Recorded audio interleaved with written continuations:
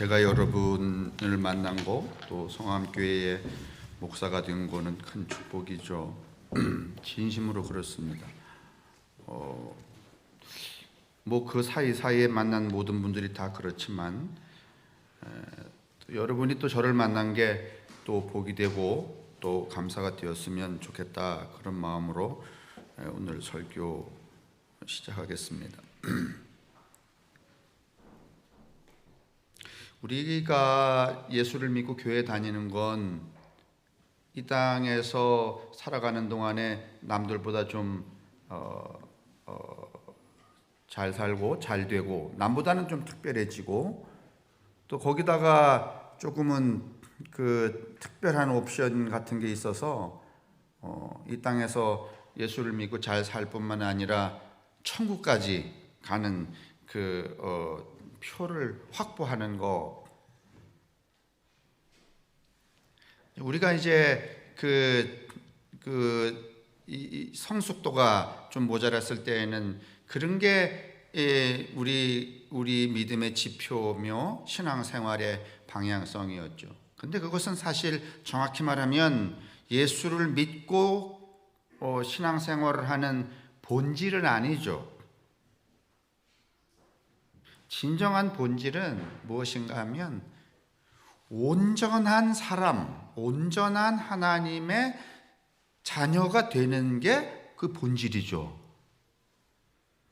잘 먹고 잘 살고 뭐 천국을 보장하는 티켓을 받았다고 한다고 하더라도 그 존재가 온전해지지 않으면, 그러니까 좀 다른 말로 말하면 전체에 도달한다던가, 아니면 또 우리 기독교적인 종교적인 용어로 말하면 성화를 이룬다든가 하질 못하면은 그게 다 소용이 없는 짓이죠.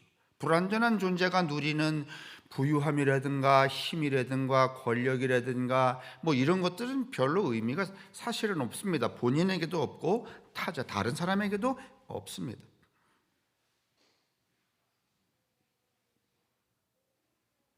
그런데 그동안 이 기독교는 우리는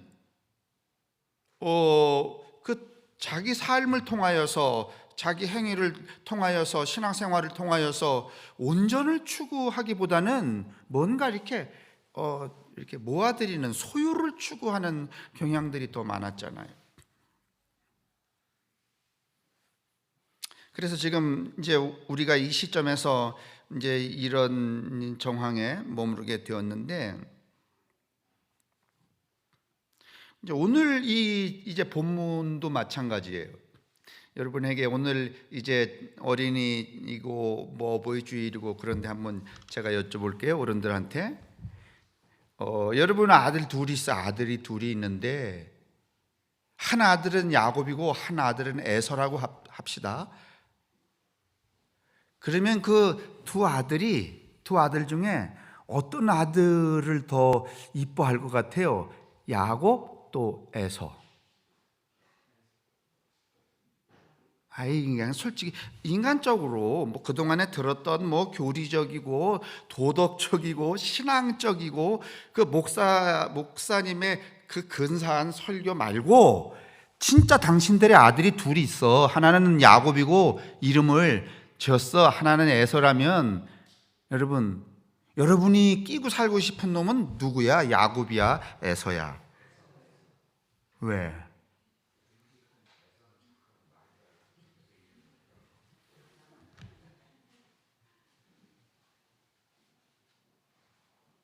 그렇단 말이에요. 그런데 성경은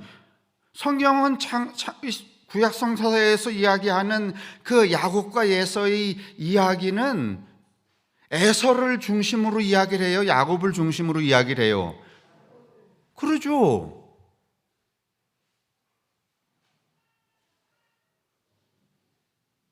그리고 그 성서의 이야기의 결말은 에서에 관한 이야기를 하는 게 아니라 야곱에 관한 이야기를 하는 거잖아요. 그러면 우리도 일단 자식 둘이 있으면 마음으로는 세상을 살기에는 어떤 놈이 좀 낫지만은, 이 세상을 여러분 자식 덕도 좀 보고 이러려면은 야곱이 나, 에서가 나? 야곱이? 저 애비 속이고서는 도망가 갖고 말이지 그 개 인생을 집 나가 개고생을 하면서 애비 다 죽은 다음에 들어오는 야곱이나 아니면은 그냥 좀은 그래도 아버지 곁에서 그저 아버지 얘기 모범 아들로 잘 사는 에서가 나. 진짜 여러분 이러실 거야? 아들 둘 있으면 다 야곱처럼 아들 새끼 기를 거야? 아마 만약에 여러분들 아들 둘 있는데 공부도 안 하고 뭐 대학도 안 가고 말이지 그냥 뭐 이렇게 쏘기고 이러다가 도망가 갖고 말이야 처갓집 가서 장가 2번 들고 뭐 난리 법석을 피우고 그러면 어디 가서 그 아새끼 이름은 말도 하지? 할 거야? 자랑할 거야 여러분? 내 아들이 하나 있는데 말이지 큰아들은 집에서 고분고분하는 작은 아들이 나가고 저렇게 인생 개판으로 산다 얼마나 훌륭한지 모르겠다 이러실 거야? 아니면 입 딱 닫고 몰라 그 새끼는 어디가 뒤졌는지 이러실 거야? 이게 현실이란 말이에요. 근데 신앙은 오늘 성경은 그 에서에 관한 내가 그렇게 하고 싶은 이 세상에서 내가 살아가는 동안에 개나 내나 피차 그 물질적으로 유용한 그 에서에 관한 삶의 방편을 말해주는 게 아니라 누구를 말하는 거예요? 야곱을 이야기하고 있잖아요. 그러면 성경은 에서와 같은 거야. 그러니까 진리는 에서와 같은 거야, 야곱과 같은 거야. 그렇죠. 야곱은 모자랐다는 사람이잖아요. 온갖 것을 다 경험하고 나가서 결국은 아버지께 돌아왔대잖아요. 그런데 돌아올 때 그 야곱은 이름을 버리고 무엇으로 왔어요? 이스라엘. 새 사람으로 돌아왔어요. 완성된 존재로 돌아왔어요. 여러분 어떤 아들을 원하세요? 반쪽짜리에서 완성된 아들 야곱. 누가 하나님의 아들이에요? 그러면 그 이야기는 우리들더러 반쪽으로 인생을 편안하게 살다가 천국 가는 티켓 가지고서는 그냥 반쪽짜리 가라는 거야? 아니면은 너가 경험하는 세상의 모든 삶을 통하여 너의 불완전한 것들을 완전에 도달하게 하고 이르게 하고, 다시 말하면 전체적인 인격, 그 다음에 뭐 온갖, 장로님 금방 전에 그 삶의 고백하셨지만은 엄청난 그 가면 허위들을 많이 벗고, 이 사람이 이제 좀 간단하게 말하면은 완전하다든가 아니면은 그 온전한 성화를 이뤘다든가 하는 것들은 대체적으로 세 가지 양태예요. 하나는 뭔가면은 전체적인 인격을 갖췄다는 거고, 두 번째는 사회가 지시하는 대로 사회적 가치. 오늘 우리 사회는 무슨, 간단하게 말하면 어떤 가치가 있는가 하면 너답게 너의 삶을 살려는 거야? 아니면은 어떻게든지 땅 사고 집 사려는 거야? 아니, 사회적인 가치가 뭐야? 그런 거잖아요. 그 사회적인 가치에 동의, 동조, 모방해서 살지 않고 자기대로 살아가는 그 삶을 두 번째로 치는 거예요. 처음에는 전체적인 인격, 두 번째는 사회적 가치에 동조하지 않는 삶, 세 번째는 자기에게 무수히 덮어 씌워지고 있는 그 페르소나, 가면을 벗어 던지고 정직하게 나아가는 것. 그게 여러분 성화의 온전한 전체적인 인간이 되는 길이에요. 그런데 여러분, 이 야곱은 그 자기의 험난한 인생을 통하여 그 가면도 벗어버리고, 그 다음에 세상이 요청하는 거, 장자가 되어야 되겠다든가 아버지의 재산을 물려받아야 되겠다든가 뭐 이런 거 다 걷어치우고 전체적인 존재가 되어서 이름을 갈고 새롭게 들어왔어요. 그걸 오늘 우리에게 요구하는 거예요, 그 이야기가. 그러면 그 이야기 다음에 오늘 있는 이 이야기. 자, 또 질문해요. 똑같은 내용이야. 이거를 여러분 구약 성경에 있는 걸 신약 성경으로 옮겨 놨을 뿐이에요. 큰아들, 작은아들. 여러분 어떤 놈하고 살 거야? 큰아들은 애비 속썩이 아니면 그냥 시키는 좀 투덜거리고 말이지, 애비 재산을 노리고 그렇게 살지만은, 여러분 뭐 그래도 그 무난하게 그저 아버지 밑에서 아버지가 시키는 대로, 아마 뒤에 가서는 뭐 어떻게 했는지 모르지만 그렇게 살아요, 안 살아요? 그럼 아버지 입장에서는 누구하고 살 거야? 맨날 아버지 보고 재산 내놔 가갖고 막 엉망진창으로 살고 이런 놈하고 살 거야? 이놈하고 살 거야? 에? 여러분의 자랑이 되는 놈은 어떤 놈이에요? 에? 똑같잖아요, 여러분. 이놈 둘째처럼 그런 자식 있으면 여러분 어디 가서 친구들한테 자식 있다 그러겠어? 아니면 아유 그 새끼는 버린 놈이야 이러겠어? 그런데 오늘 성서는 고분고분한 모범적인 사회의 가치에 순응하는 좀 모자라지만은 그래도 그냥 거기 붙어 살고 있는 큰아들을 이야기해요? 아니면 이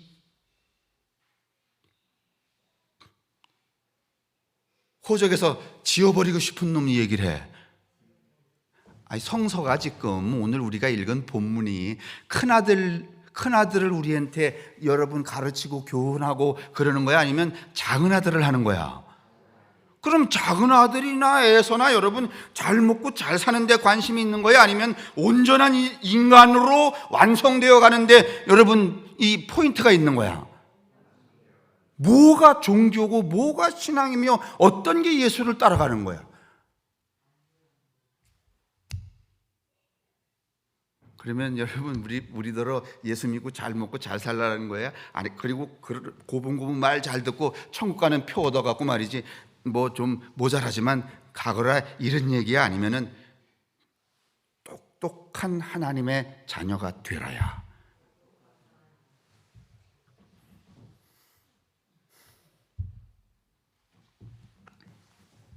지난 주일에 우리가 예배할 때에 그 장병기 김선미 권사님 그 친구분 네 분이 오셨어요. 전에도 이제 뵀는데 저는 신장을 이식했지만은 그 어른은 간을 이식을 하셔서 자기가 간 이식하고 똑같이 뭐든지 이식을 하면 면역 억제제를 동일하게 복용을 해야 됩니다. 간이든지 신장이든지 뭐든지. 그러니까 거의 저하고 저의 아주 윗길 선배가 되시는 분이고 반듯하게 정말 자기 절제를 잘 하시면서 그렇게 살아가시는 분이신데 그때도 제가 대화를 하면서 참 큰 감명을 받았고요.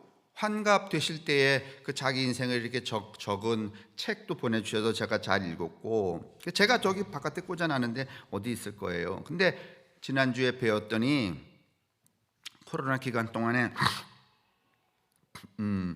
뭐 나갈 일이 없으니까 그리고 늘 고민이 많으셨던 것 같아요. 어떻게 똑바른 기독교인이 되나? 어떻게 똑바른 기독교인이 되나 하는 그 궁금은 대체적으로 똑바르지 않다는 전제를 가지고 있는 거죠. 잘못 믿고 있다는 것이죠. 그래서 당신이 이것저것 생각하시다가 이렇게 두꺼운 책 한 권을 이렇게 번역을 하셨네요. 그리고 비매품으로 내셨어요. 이거를 몇 권이나 찍었는지 제가 잘 모르겠지만은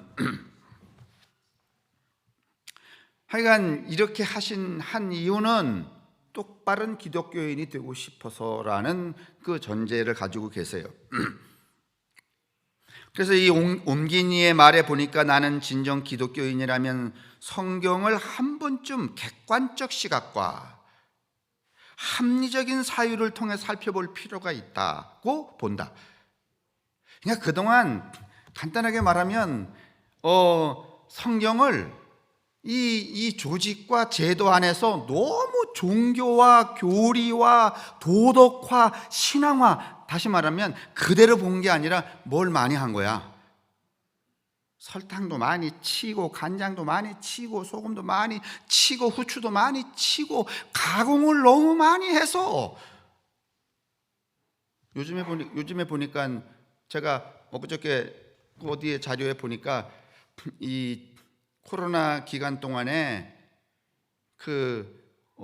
생협 이제 여기 슈퍼마켓 가서 사는 것 말고 생협이라든가 농민들하고 직거래, 농약 안 치고 뭐 손수 기르고 자연에 기르고 그런 건 좀 비싸요, 안 비싸요? 비싸죠.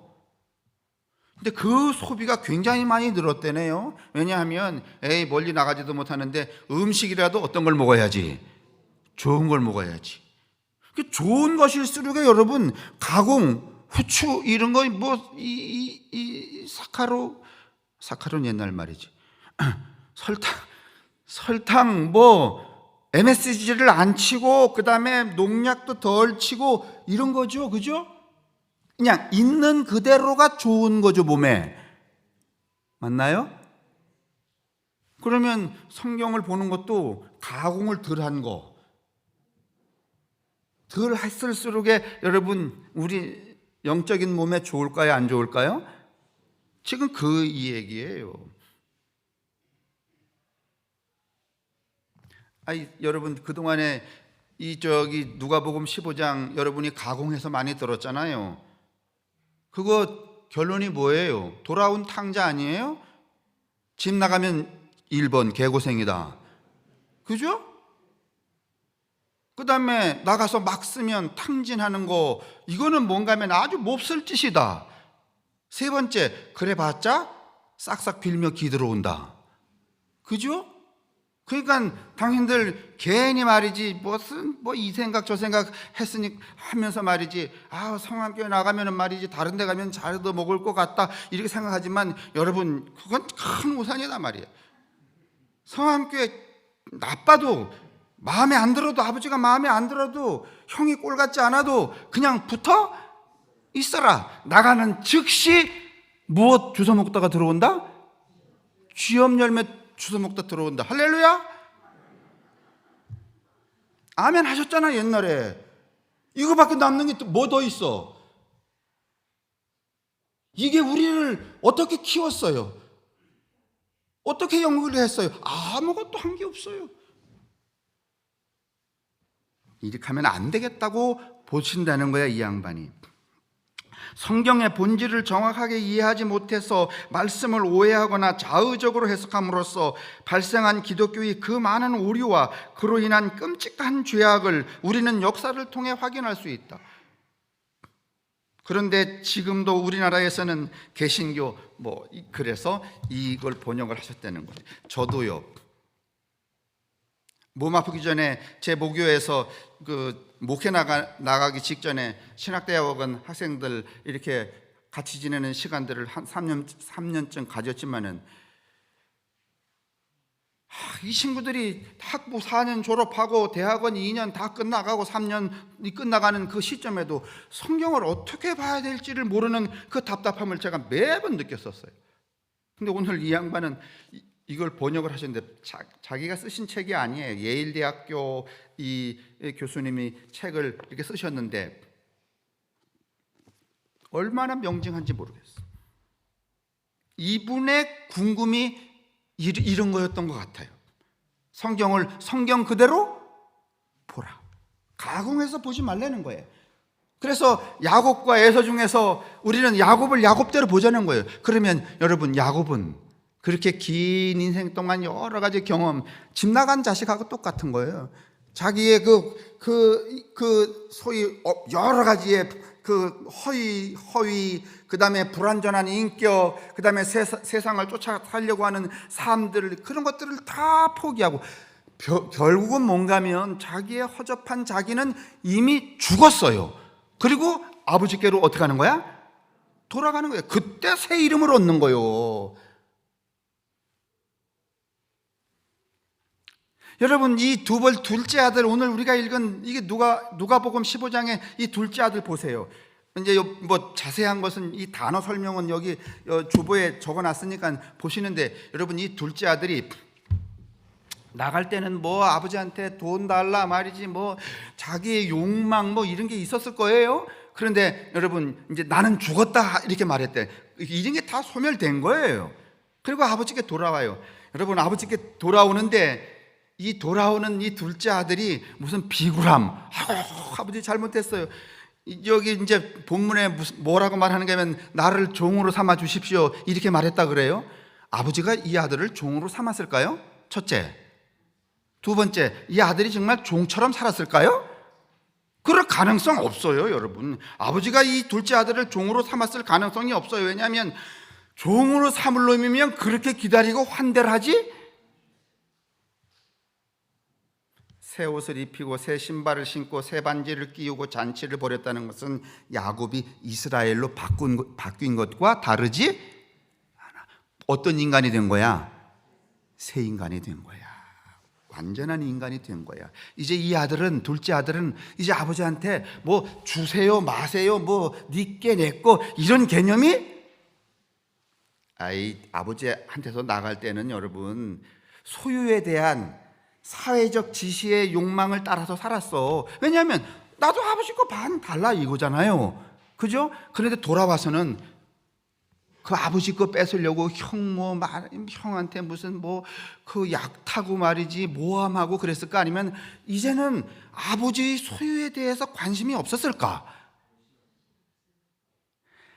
아니 그냥 우리 이대로 생각해 보자고 좀 전에 말씀을 드렸는데 하도 망가져갖고 이런 경험을 한 이 둘째 아들이 여러분의 아들이 돌아오면 이런 심정으로 돌아오면 여전히 아버지의 재산에 관심이 있을까 없을까?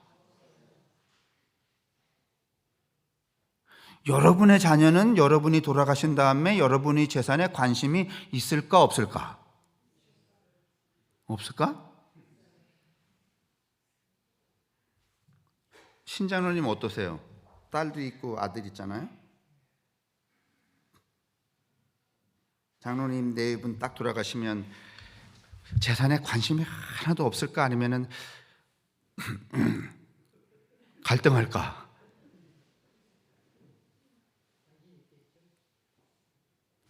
당신들 나의 자녀를 생각해 보자고요.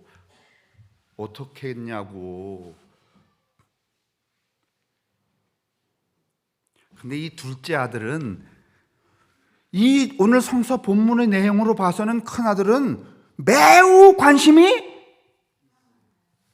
이 아들은 큰 아들은 이렇게 말했을 거야. 새끼야, 너는 나가서 다 털어먹고 왔으니까 이제 아버지 건 다 누구 거? 왜냐하면 그럴 마음이 없는 이 형님이면 그 아들 동생이 가서 고생하고 들어왔을 때 아버지가 뭐 잔치를 베풀자 그랬을 때 아버지한테 쫓아나가서 핏대를 울리며 말이지 내가 지금까지 돈 갈고 밥 갈고 소쳐서 말이지 아버지 밑에서 이렇게 살았는데 나한테는 한 번도 소고기 안 사주더니 이 원망과 여러분 이것을 했을까 안 했을까? 된 아들이라면 안 했지. 근데 임만을 했어요 안 했어요? 했잖아. 그러면 그 다음 과정도 불 보듯이 어때? 뻔해. 그러면 성경은 누구 얘기하는 거예요 지금? 둘째 아들 얘기하는 거예요. 어떤 사람이 되려는 거예요? 불완전한 인격을 벗으라는 거예요.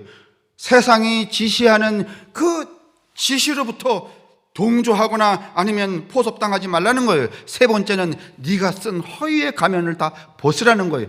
둘째 아들 그때 비로소 아버지의 아들이 된다는 거예요. 여러분과 제가 아버지의 아들이 되려면 하나님 아버지의 아들이 되려면 야곱이 되어야 된다는 거야? 에서가 되어야 된다는 거야? 야곱이 되어야 된다는 거예요. 여러분과 제가 하나님의 진정한 아들이 되려면 큰 아들이 되어야 한다는 거야? 작은 아들이 되어야 한다는 거야?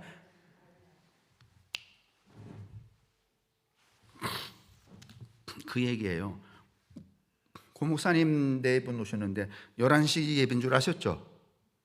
우리가 허를 찌른 거야. 이 자로 나오세요. 올라오세요. 필리핀에 선교 나가셨던 고항태 목사님 오랜만에 오셨는데 그래도 필리핀 얘기 일로 올라오세요. 제가 여기 성함교회 왔을 때 저도 학생이었지만은 그냥 신발 신고 올라오세요. 뭐 그렇게 겸손한 척 할 거 없었죠. 학생이셨는데 그 이후에 필리핀 정말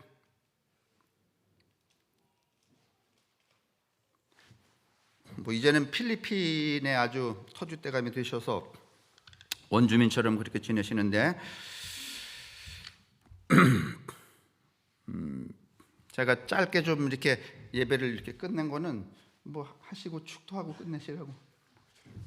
자, 이게 맨 뒤에 보면은 제 얘기 다 끝냈어요. 한마디로 이 야곱과 에서의 이야기나 오늘 우리가 읽을 이 본문의 이야기는 예수 믿고 잘 먹고 잘 살고 거기에다가 옵션처럼 천국 가는 표까지 얻자는 얘기가 아니라 한마디로 된 사람, 큰 사람, 성숙한 인간. 소크라테스는 이걸 융숭한 존재다 이렇게 표현을 하지만은 온전한 인격체, 아버지의 아들, 안과 밖이 하나 된 무의식과 의식이 통합한 자아와 자기가 일치된 사람이 되라. 그가 곧 하나님의 아들이다. 그래서 아버지는 이 아들에게 새 옷을 입히고 반지를 끼워주고, 이 상황에 대해 여러분은 좀 난데없는 짓이다 싶은 생각이 들지 않나요? 잔치를 벌이죠. 이렇게 하는 이유도 아버지가 직접 말합니다. 나의 아들은 죽었다가 살아났고 내가 잃었다가 되찾았다. 고생했기 때문에 이렇게 잘 대접하는 게 아니고 새로 태어났기 때문이다.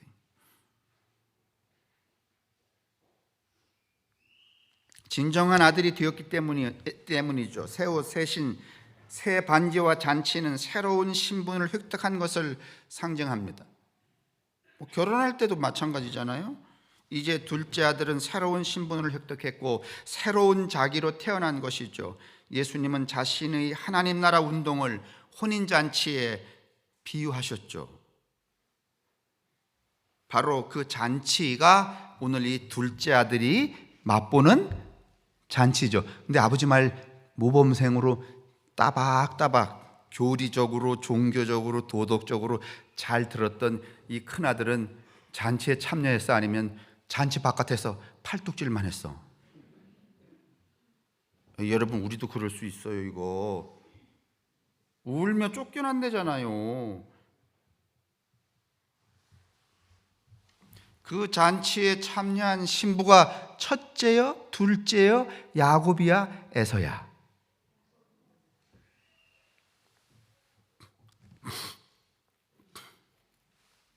우리 모두 이런 신앙인들이 되어야 하겠죠.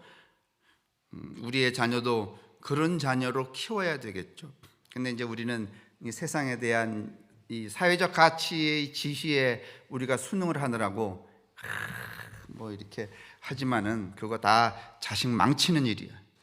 애서 만드는 일이고 큰아들 삼는 일이기 때문에 우리가 정말 크게 숙고를 해야 되겠죠.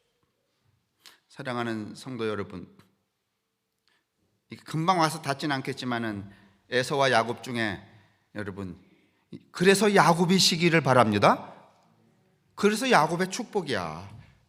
온전한. 그래서 여러분, 첫째 아들보다는 몇째 아들? 둘째 아들. 그 지금 우리가 다 집 나와 있잖아요, 사실은. 여러분과 제가 아버지 밑에 지금 있는 거예요? 아니면 세상이라는 집에 나와 있어요? 지금 온갖 탕진을 하고 있잖아. 그죠? 뭐 이 집 샀다 저 집 샀다도 여러분 저 짝에서 보면 그거는 잘하는 짓이야, 탕진이야. 아니에요? 아니, 하나님 나라에서 보면 이 집 샀다 저 집 샀다도 여러분 그거 탕진이 아니야. 여러분, 이놈만 탕진하는 게 우리도 지금 탕진하고 있는 거예요, 여러분. 우리 지금 우리도 다 집 나와 있기 때문에 우리 살아가는 삶 그 자체가 깨순간 여러분 선이 아니면 죄야. 죄 짓고 계속 살잖아요. 뭘 똑바로 되는 게, 똑바로 사는 게 하나나 있어요. 뭐 말 몇 마디 잘 듣는다고 뭐 천만에 이 땅에 와서 살고 있는 것 자체가 탕진이며 죄 짓고 사는 거야. 그러면 마침내 그걸 통하여서 뭔가면 터득을 해. 자기 허물을 벗고 돌아가면서 내가 내 죄를 자복하나이다 하고 돌아갈 때, 그때 비로소 어떤 아들이 되는 거야? 어떤 아들? 진짜 아들. 그렇게 되시기를 바랍니다. 아니, 그렇게 하십시다. 그런 신앙생활을 하십시다. 예?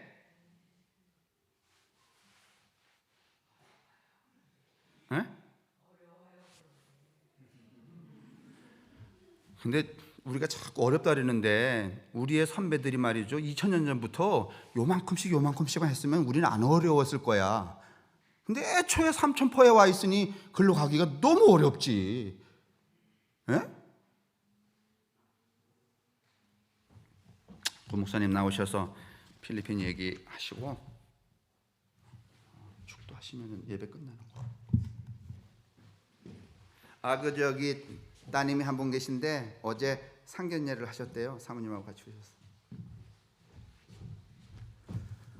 예, 갑자기 그냥 목사님께 어저께 저녁에 고향 교회 가서 예배드리고 싶다고 이렇게 말씀을 드렸는데, 제가 시간을 보통 11시 예배를 해서 10시 반까지 오려고 했는데 아침에 벨트가 갑자기 끊어져 가지고 찾다가 좀 늦었습니다.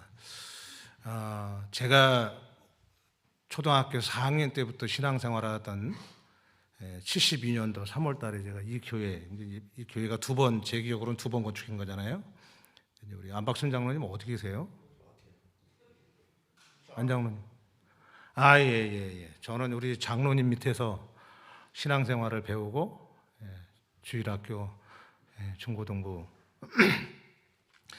배우고 이제 제가 모건대 가서 신학하고 이후에는 이제 제가 뭐 외부 생활하고 이렇게 하는데, 지금은 이제 25년 넘게 해외 생활하다 보니까 사람이 이렇게 밖에 나가 있으면 본향성 동물이라고 그러잖아요. 모교회라고 하는 그 마음은 늘 변치 않습니다. 그래서 늘 이제 가끔가다 제가 오면은 이제 허 목사님께 연락도 드리고 뭐 이렇게 하는데, 우리 장로님이 제 페이스북 친구세요.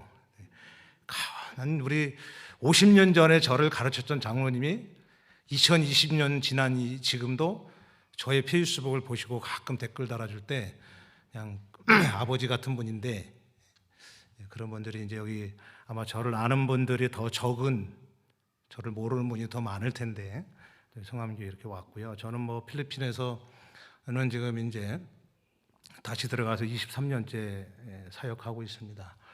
근데 저 얼마 전에 우리 필리핀의 상황은 여러분들 지금 코로나로 인해서 굉장히 그 어려움을 지금 많이 겪고 있고, 이제 팬데믹이 이제 엔데믹으로 가는 그런 위드 코로나 시대가 이제 다가온 것 같은데, 필리핀은 이미 이제 위드 코로나가 됐습니다. 여기 뭐 30만, 40만 뭐 이렇게 막 오를 때 필리핀은 1000명 이하로 이렇게 됐었어요. 공교롭게도 이제 작년 8월 달에 저희 딸이 델타 바이러스 제일 심할 때 저희 필리핀에서 8월, 9월, 10월 사이에 선교사님들만 8분이 돌아가셨습니다. 전 세계에 코로나로 순직한 선교사가 42명인데 그 중에 8명이 저희 필리핀에서 돌아가셨어요. 그리고 교민들은 뭐 말할 것도 없고요. 한국에 보도가 안 돼서 그렇지 상당히 많은 분들이 작년 8월, 9월, 10월 사이에 돌아가셨습니다. 그때 하필이면 그때 저희 8월에는 딸, 10월 달에는 우리 아들 걸린 거예요. 이제 걸린 게 이제 그냥 걸린 게 아니고 사역지에서 사역을 돕다가 이제 그런 일이 있었는데, 그래도 뭐 하여튼 그런 과정을 거쳐서 지나왔고, 저도 1월 달에 또 오미크론 걸려가지고 좀 고생 좀 했습니다. 뭐 전 세계가 겪고 있는 코로나 상황들인데 저희 필리핀에서는 그런 일들이 있었고요. 그 이후에도 지금 이제 계속 사역을 할 수 있는 길은 비대면이지만 많이 했습니다. 제가 갑자기 와가지고 목사님께 뭐 어떤 보고 사항을 드릴 게 아닌데 아무쪼록 제 마음은 그런 것 같아요. 하나님께서 저를 필리핀으로 보내시고 지금까지 필리핀에서 건강하게 사역하게 해주셨는데, 늘 마음속에 있는 건 뭐냐면 내 모교회가 있다는 것 때문에, 내 신앙의 뿌리가 있다는 것 때문에 제가 이렇게 잘 그 마음이 제 삶의, 제 선교의 역사의 출발점이 되고 신앙의 출발점이 돼서 늘 이 교회를 제가 늘 생각하고 옵니다. 모르겠습니다. 우리 교회가 이제 59년도에 시작했다고 되어 있는데 여기 출신들이, 성암교회 출신들이 지금 많이 나가 있잖아요. 지금 키르기즈스탄인가 거기에도 우리 안규존 목사가 선교사로 가 있고, 또 목회자들도 많이 배출되어 있는 교회가 우리 성암교회입니다. 우리 허 목사님은 뭐 제가 신학교 때 이제 교회 오셔서 전도사로 이렇게 봉사하시면서 지금까지 오랫동안 참 형님같이 대해주시고 찾아오면 또 이렇게 밥 맛있는 거 사주시고 오늘도 밥 맛있는 거 사주시겠다고 뭐라 그래서 어느새 세월이 그렇게 됐습니다. 저도 이제 한갑이 되고 이제 딸을 또 시집 보내야 되는 이제 어제 처음으로 제가 이렇게 딸을 시집 보내기 상견례까지 하니까 인생의 어떤 그 세월의 어떤 그것을 이제서야 조금씩 깨달아지는 것 같아요. 지금은 백수 시대니까 여러분들 다 건강하시고요.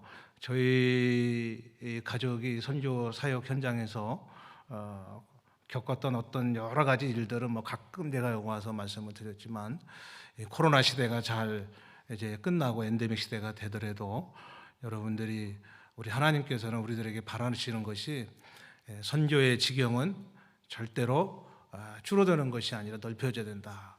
언젠가도 제가 그런 말씀을 한번 드렸는데 한국에 오면은 꼭 듣는 얘기가 있어요. 어렵다, 힘들다 이런 말을 먼저 많이 하더라고요. 근데 저는 그렇게 생각하지 않습니다. 사실은 힘들고 어려울 때 오히려 하나님께서 더 많이 역사하신다는 거예요. 근데 자꾸 우리가 편한 것만 찾고 또는 좋은 것만 찾고 과거에 우리 그 선배 목사님들은 기복신앙적인 어떤 그런 가르침을 많이 했지만 여러분 지금 시대에 뭐 아직도 못 먹는 나라가 있긴 있죠. 근데 지금 우리 한국은 3만 불이 넘는 그런 그 국민소득을 가지고도 어렵다는 말을 합니다. 선교 현장에 나가 보면 일불 가지고도 살아가는 사람들이 많이 있는데 그런 현장을 생각하면 우리는요 어렵다는 말보다 힘들다는 말보다 또 오히려 하나님께 늘 감사하다.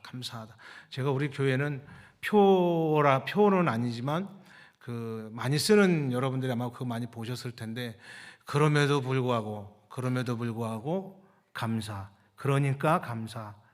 그것까지 감사.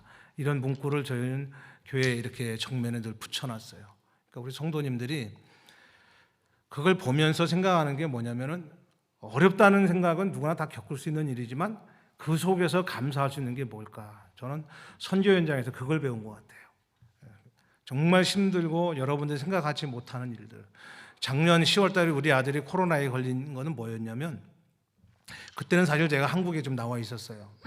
나와가지고 우리 필리핀에서 워낙 많은 선교사님들이 돌아가시니까 제가 필리핀 한국 선교회 사무총장 할 때 그 산소 발생기가 이제 급한 거예요. 그래서 나와가지고 그 미션 펀드를 통해가지고 약 1,800만 원을 모금을 해가지고 산소 발생기를 한 20대 이제 현장에서 구입할 수 있도록 펀드를 보내가지고 각 지역마다 그 산소 발생기를 보내고 하는 일을 하는데 사실 민도로 섬에 한국 사람이 별로 가 있지 않는 민도로 섬에 침례교 선교사님이 거기에 계셨는데 딱 선교사님 두 분 계셨어요. 감리교 장로님 단양에서 장로님으로 있던 분이 어느 교단에서 안수를 받았는지 장로교 목사님이 되셔가지고 선교지 그 민도로 섬에 오셔서 사역을 하시는데 그 옆에 이제 침례교 목사님이 51살 먹었는데 사역을 하신 거예요. 작년 10월 달에 그분이 그 현장에서 코로나로 돌아가시게 된 거예요. 근데 여러분들 아시지만 코로나로 돌아가시면 다 화장을 해야 됩니다. 근데 그 지역은 화장터가 없으니까 매장을 시켜야 되는데 한번 생각을 해보세요. 가족도 없고 아무도 올 수도 없는 비행기 타고 가족이 장례치러로 못 오죠. 또 여기서 또 화장을 했다고 해서 보내는 것도 쉽지 않죠. 문제는 이제 한국인이잖아요. 근데 거기서 현지인들이 그냥 묻어버린다 그러면 이건 뭐 그냥 끝나는 거예요. 근데 그 소식이 이제 저한테 연락이 와서 제가 이제 대사관 영사 혁명관을 한 3년 했거든요. 그러니까 이제 연락이 왔는데 그 장례를 치러야 되는데 방법이 없는 거예요. 그래서 제가 대사관에다가 전화해서 일단 그 현지 돌아가신 지역에 행정 공문을 좀 보내가지고 이 돌아가신 분의 시신을 저희 동네로 모시고 와서 화장을 해가지고 한국으로 보내드리겠다고 이제 그랬습니다. 그때 제가 한국에 있으니까 어떻게 할 수가 없잖아요. 그래서 우리 큰아들한테 연락을 해가지고 그 현지의 그 교회 교인 전도사인지 누구인지 그 친구한테 이렇게 연결되게 해줬습니다. 그래갖고 그 시신을 밤 11시 배로 3시간 동안 저희 섬이 있는 우리 마닐라가 있는 본섬은 루던섬이라고 그러는데 그 바탕 가서 한국까지 봉고차에다가 시신을 싣고 건너와 제가 뭐 사진을 못 보여드렸는데 건너왔을 때 이제 저는 우리 동네에서 이제 제가 잘 아는 장례식장, 현지 장례식장을 늘 돌아가시거나 사건 나면 처리하는 장례식장이 있는데 거기에 이제 미리 연락을 해가지고 아들 보고 거기 시신을 운구할 수 있는 차를 가지고 가서 그 시신을 운구해서 또 그 차로 따로 옮겨가지고 저희 동네까지 와서 새벽 6시에 이제 화장을 해가지고 일주일 뒤에 한국으로 보낸 일을 한 적이 있는데 그때 그 운구하는데 거기 코로나 그게 시골이니까 섬이니까 자기가 코로나 걸리고 모르고 온 거예요. 시신을 갖고 나온 사람. 거기서 이제 접촉해가지고 아들이 또 코로나에 걸리고 뭐 여러 가지 상황들이 있었는데 그럼에도 불구하고 하나님께서 우리들에게 생각할 때는 제가 그런 마음이 들더라고요. 하나님, 그 선교사님이 갑자기 51살에 돌아가셔서 매장을 하면 아무것도 못하는 일을 아들을 시켜가지고 그렇게 해서 좋은 선한 일을 했는데 왜 내 아들에게 코로나를 주십니까? 이런 기도가 나올 수 있잖아요. 근데 하나님은 우리에게 그런 마음을 주시는 거예요. 선교사로 살아서 그런지 몰라도 어떠한 환경과 어떠한 고난이 와도 하나님이 원하시는 일을 함으로 말미암아서 또 남들이 하지 않는 일에 우리가 하나님의 일이라고 그것을 사명이라고 쓰임 받았을 때 하늘의 상급이 크다. 그 믿음 때문에 우리가 죽음을 각오하고 어떠한 고난도 이겨내는 것 같습니다. 우리 제 고향 모교회 우리 성도님들이 이 교회 출신들이 나가서 선교 사역 현장에도 있고요. 목회하는 여러 곳에도 있지만 특별히 저에게는 정말 그 마음에 내 신앙에 뿌리고 또 그 출발점이었던 이 교회를 늘 기억을 하면서 제가 필리핀 선교 현장에서 하나님 나를 부르실 때까지 사역하겠지만 그 가장 중요한 것 아마 오늘 목사님 말씀이 집 나갔다 돌아온 탕자의 이야기 속에서 근데 저는 집 나갔다 돌아온 탕자는 아닙니다. 그래도 고향 모교회가 있기 때문에 늘 제 마음 속에서 감사한 마음으로 또 그런 마음이 있기 때문에 사역하는데 나의 어떤 저 스스로의 삶에 기쁨이 있어서 그 감사의 마음을 고백을 합니다. 우리 저를 아는 분들이 계시지만 모르는 분들이 고광특위 선교사가 여기 출신이구나 이 정도만 알고 기도해 주시면 고맙겠습니다. 감사합니다. 기도하겠습니다.